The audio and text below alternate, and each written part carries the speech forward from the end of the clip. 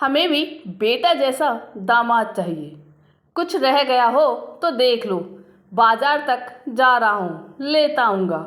Scooter निकालते हुए राम प्रसाद जी ने बाहर से आवाज़ लगाई।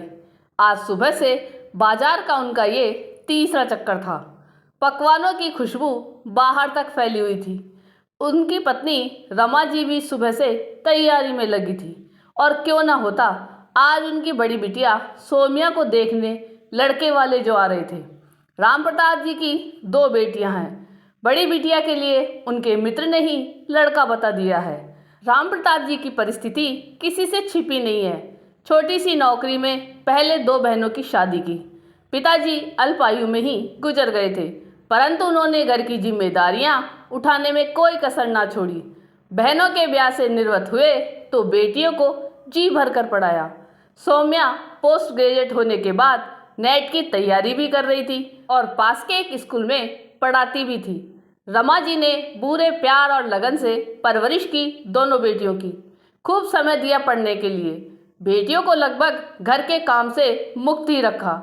और कैसे ना करती, अपने बचपन की स्थिति सदा याद रहती थी कि माँ के बीमारी के कारण उन्हें खुद बहुत पढ़ने का समय नहीं मिलता था। हमेशा लगता था कि मुझे थोड़ा और समय पढ़ने के लिए मिला होता तो और बचपन में भी इस कसक को अपनी बेटियों को पढ़ने का भरपूर समय देकर पूरा कर रही थी। मन तो उड़ता पंछी होता है, पल भर में कहाँ से कहाँ पहुँच जाता है। लो भाई, वो लोग आ गए। राम प्रताप जी की आवाज़ के साथ रमा जी की जैसे त्रंदा टूटी। हड़बड़ा कर पहले सोमिया के कमरे में पहुंची। बेटा, अब किताबें समेट के रख दे और उठकर मुंह हाथ धो ले। यूं भी सोमिया का 2 दिन बाद एग्ज़ाम था, अतः वो उसे बहुत डिस्टर्ब नहीं कर रही थी। और सोमिया ने भी बोला था, माँ यूँ सूट पहनकर ही मिल लूँगी, उन लोगों से कोई दिखावा करने की आवश्यकता नहीं है। सबने हंसी खुशी के माहौल में साथ बैठकर खाना खाया।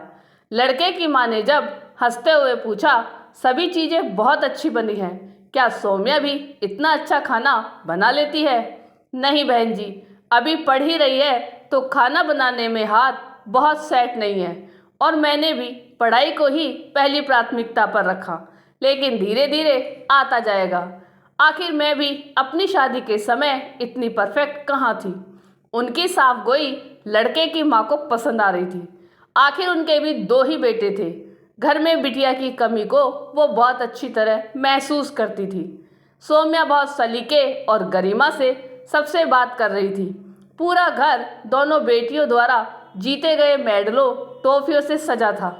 उन्होंने भी हंसते हुए कहा, अरे मैं खाना बनाना सिखा लूँगी, बस मुझे ऐसी लड़की चाहिए जो घर में बहू नहीं बेटी बनकर रहे।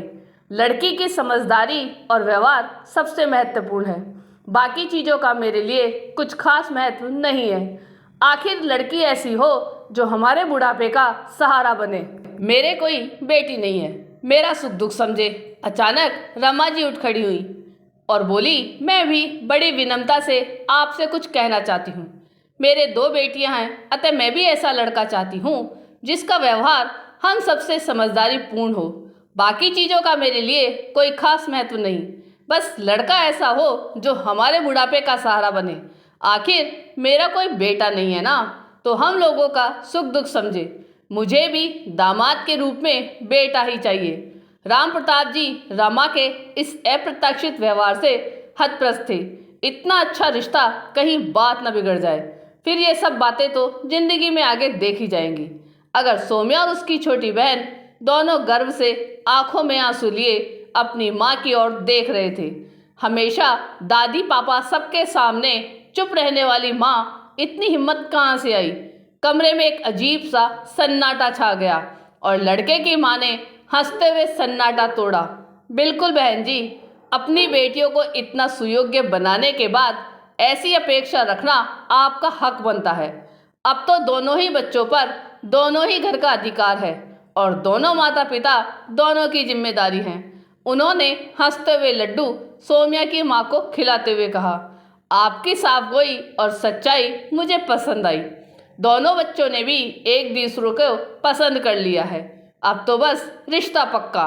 मित्रों, यह कहानी मात्र है, मगर मैं आप सबसे पूछना चाहती हूँ कि क्या एक लड़की की माँ ऐसी अपेक्षा नहीं रख सकती? आखिर जब यह समाज में अपेक्षित है कि हम बच्चों की लाइन ना लगाएं, वरन ईश्वर ने हमें जो दिया है उसे ही स्नेह से पालें, तब क्या लड़के और लड़की दोनों का ही एक दूसरे के माता पिता के प्रति समान कर्तव्य नहीं? आपके जवाब का इंतजार रहेगा। और आपको ये कहानी कैसी लगी यह कमेंट करके जरूर बताइएगा। चैनल पे नए हो तो सब्सक्राइब जरूर कीजिएगा और वीडियो को लाइक और शेयर कीजिएगा। धन्यवाद।